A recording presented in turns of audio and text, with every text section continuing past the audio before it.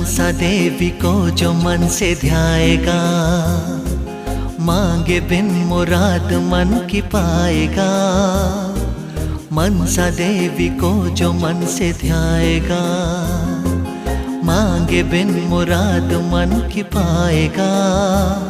सुनेगी प्रार्थना उसी की मनसा माँ, जो मन से ध्यान 2 घड़ी लगाएगा। मनसा माँ उसे देगी सुख।